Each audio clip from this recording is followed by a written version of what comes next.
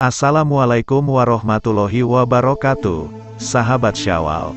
Pada abad ke-14 di wilayah Jawa, dikenal 9 penyebar agama Islam yang kondang dengan sebutan Wali Songo. 9 wali itu tinggal di beberapa daerah penting di sekitar pantai utara Jawa. Strategi dakwah yang digunakan Wali Songo amat bervariasi, tergantung wilayah dan kondisi masyarakatnya.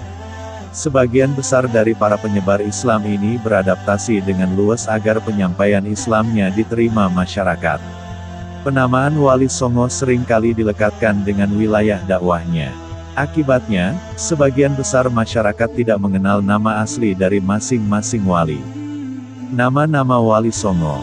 Berikut adalah 9 tokoh Wali Songo, nama asli, strategi, dan wilayah persebaran dakwahnya, sebagaimana dituliskan Agus Sunyoto di buku Atlas Wali Songo, 2016.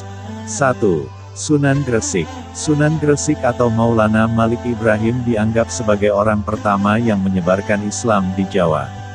Ia pertama kali datang ke desa Sembolo, sekarang desa Laren di Kecamatan Manyar, 9 km utara kota Gresik.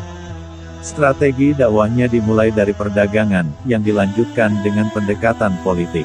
Sunan Gresik kemudian menjalin hubungan dengan penguasa saat itu. Sunan Gresik juga mendirikan pesantren dan masjid untuk menyebarkan Islam. 2. Sunan Ampel. Nama asli Sunan Ampel ialah Raden Rahmat. Sunan Ampel lahir pada tahun 1401.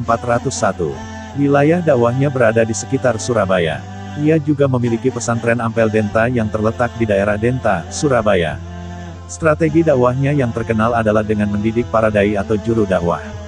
Kemudian, ia menikahkan banyak juru dakwah dengan putra-putri penguasa bawahan Majapahit. 3. Sunan Kudus. Sunan Kudus bernama asli Jafar Sadik, ia lahir pada tahun 1400. Wilayah dakwahnya adalah di Kudus, Jawa Tengah. Sunan Kudus terkenal tegas dalam menegakkan ajaran syariat Islam. Di masanya, ia dikenal sebagai eksekutor Ki Ageng Pengging dan Syekh Siti Jenar. Strategi dakwah yang digunakan Sunan Kudus untuk menyebarkan Islam adalah dengan mendekati masyarakat melalui kebutuhan mereka. Ia mengajarkan alat-alat pertukangan, kerajinan emas, membuat keris pusaka, dan lain sebagainya. 4. Sunan Giri. Sunan Giri bernama asli Muhammad Ainul Yakin, ia lahir pada tahun 1442. Orang tuanya adalah Syekh Maulana Ishak bersama Dewi Sekardadu, putri Menak Sembuyu yang merupakan seorang penguasa wilayah Balambangan di ujung kerajaan Majapahit. Sunan Giri dikenal sebagai raja sekaligus guru suci. Ia berperan penting dalam pengembangan dakwah di Nusantara. Strategi dakwahnya yang terkenal adalah dengan memanfaatkan kekuasaan, perniagaan, dan pendidikan. Dengan cara dakwah tersebut, pengaruh Sunan Giri mencapai wilayah Banjar, Martapura, Pasir, Kutai, hingga Nusa Tenggara dan Maluku. 5. Sunan Gunung Jati.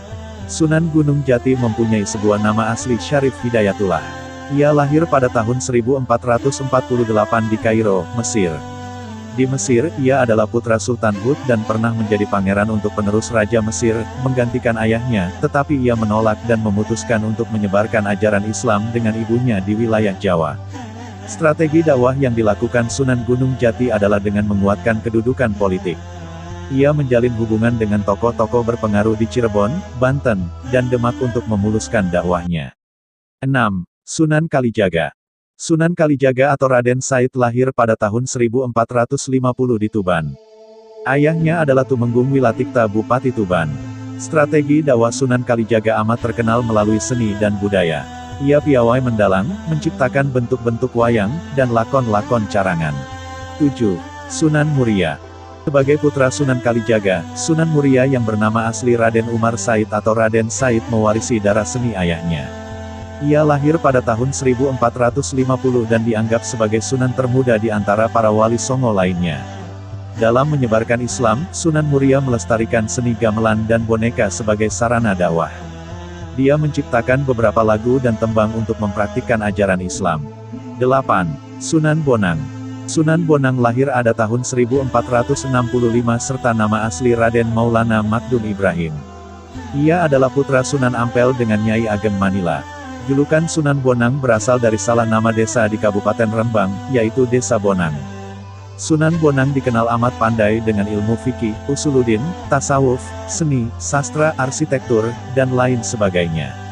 Wilayah dakwahnya adalah daerah Kediri. Di sana, ia mengajarkan Islam melalui wayang, tembang, dan sastra sufistik. Karya sastra terkenal yang digubah Sunan Bonang adalah Suluk Wujil. 9. Sunan Derajat. Sunan Derajat memiliki nama asli Raden Kasim atau Syarifuddin.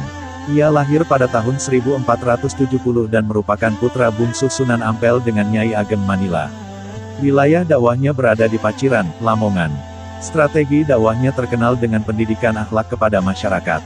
Di Paciran, Sunan Derajat mendidik masyarakat untuk memperhatikan kaum fakir miskin. Ia menjunjung tinggi kesejahteraan umat. Selain itu, Sunan Derajat juga dikenal dengan pengajaran teknik membuat rumah dan tandu.